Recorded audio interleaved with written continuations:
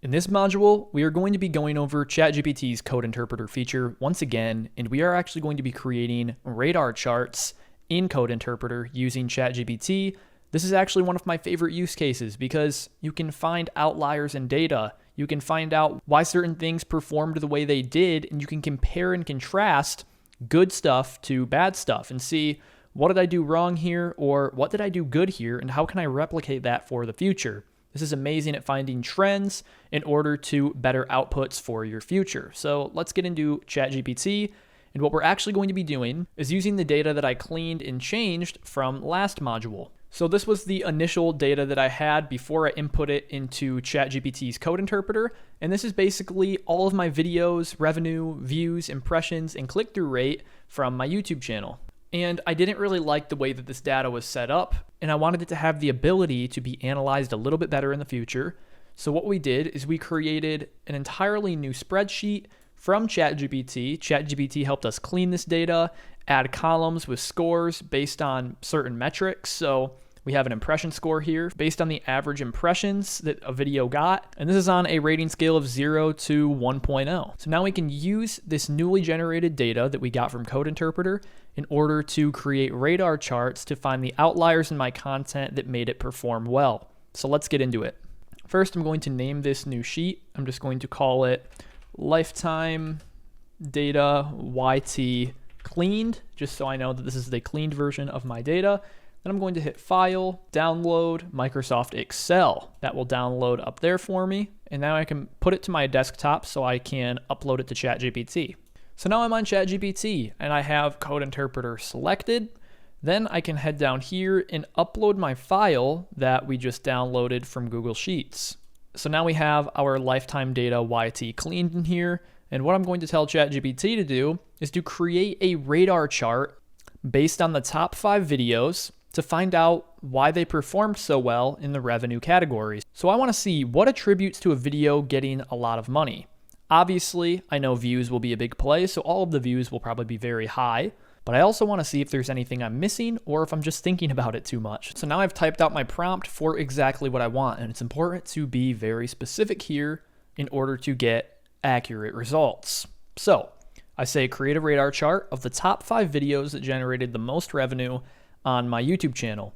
And all of that information is listed right here. So as you can see, if we go back to this Excel sheet on Google Sheets, but you get the point, we have different videos here that generated more revenue than others. So I wanted to analyze these top 5 videos here that generated a decent amount of revenue, and I wanted to compare it on a number of factors. So I wanted to compare it on all of these scores that we generated in the previous module.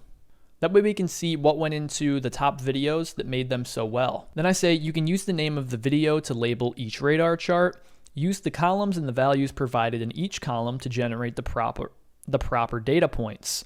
View score, impression score, CTR score, view duration score, and title length score. So now I'm just giving it what to compare this data on.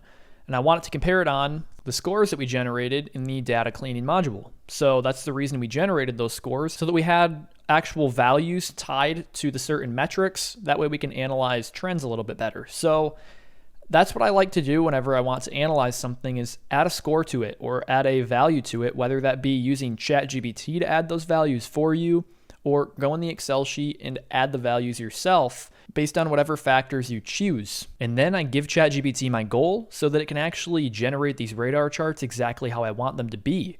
I want to overlay these radar charts eventually, so make them different colors so I can easily see the data once overlapped. Also, when labeling each of the data points, you do not have to include the word score at the end of each one. So when doing these, all it has to say is view, impression, CTR, view duration, title length.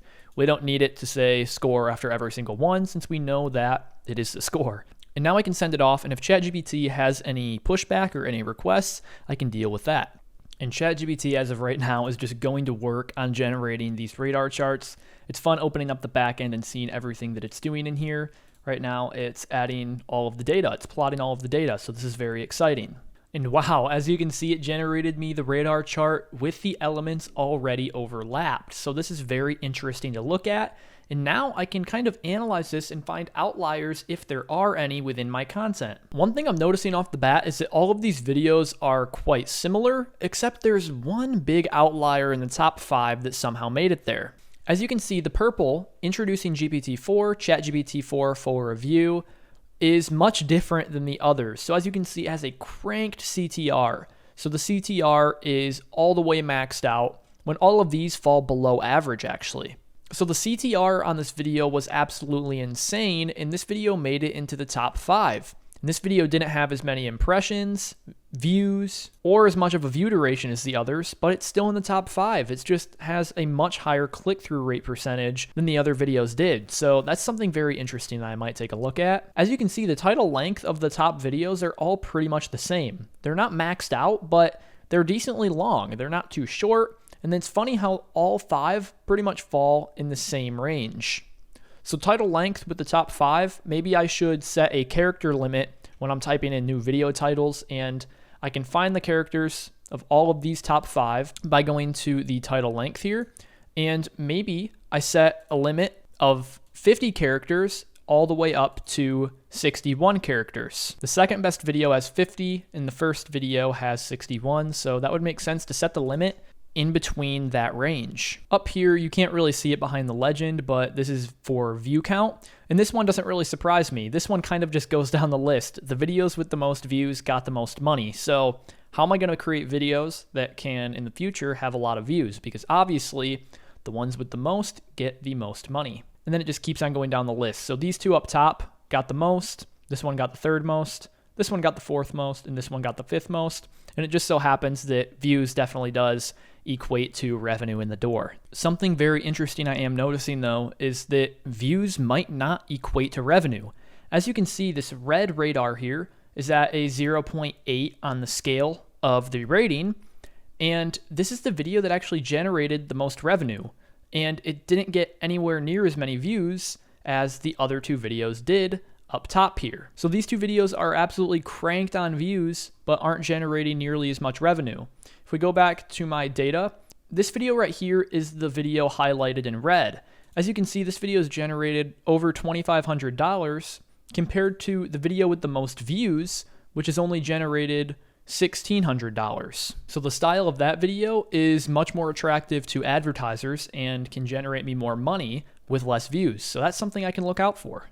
And now that I have this radar chart all hashed out and I've seen some of the trends and I've self-analyzed, what I can do is I can ask ChatGPT to analyze this radar chart and find trends or outliers that might help me produce content to generate more revenue in the future. Because ChatGPT's opinion is very valued. It can definitely see into the content a little bit better than I can, but I do think it's important to do that self-analyzation first. So now I've given ChatGPT this prompt to analyze this radar chart and give me your thoughts on what equates to more revenue in my content per video. And then I ask it, are there any outliers or things I should focus on in future content that does well when it comes to revenue? So you can ask ChatGPT something similar to this to help analyze the trends and help break down the outliers within this radar chart here.